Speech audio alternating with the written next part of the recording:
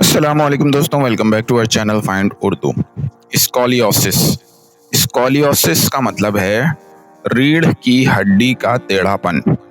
Scoliosis एक medical condition है जिसमें स्पाइन, रीढ़ की हड्डी सीधी होने की बजाय टेढ़ी या कर्व हो जाती है।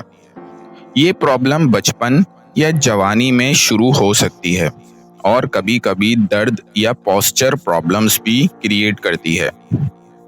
The doctor diagnosed her with scoliosis after checking her spine.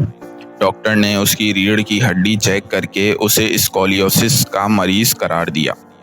तो दोस्तों, स्कॉलियोसिस का मतलब है स्पाइन का टेढ़ापन, जो एक मेडिकल प्रॉब्लम है। उम्मीद है अब आपको स्कॉलियोसिस का मतलब समझ में आ गया होगा।